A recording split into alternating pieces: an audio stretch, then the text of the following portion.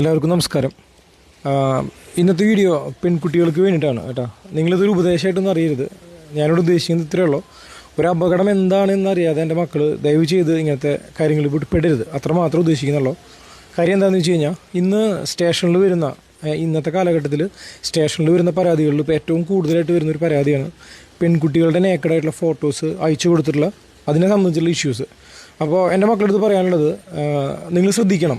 നിങ്ങൾ ഇന്ന് ഇത്രയും സന്തോഷമായി നിങ്ങൾ ജീവിക്കുമ്പോൾ ഇതുപോലൊരു അപകടത്തിൽ നിങ്ങൾ പോയി പെടുമ്പോൾ അതെന്തുകൊണ്ടാണ് എന്നുള്ളതും കൂടി നിങ്ങൾ മനസ്സിലാക്കുക.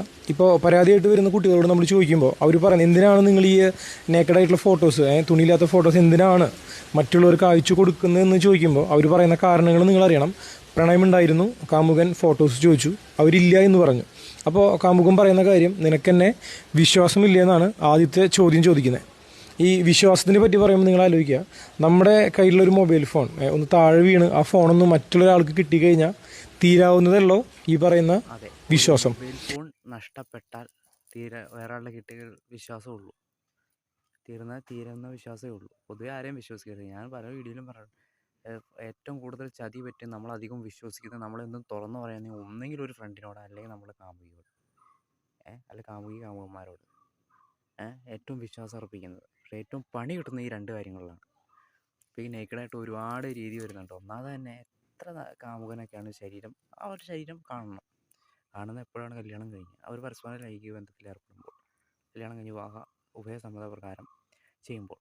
അല്ലാതെ ഈ ഫോണിൽ വിളിച്ചിട്ട് വീഡിയോ കോൾ ചെയ്തിട്ട് നേക്കഡ് ഫോട്ടോ, നിനക്ക് തന്നെ വിശ്വാസമില്ലേ, ഈ മാതിരി കാട്ടായും പിന്നെ ശരീരത്തിന് വേണ്ടി നടക്കണം. അത് യഥാർത്ഥ പ്രണയമല്ല.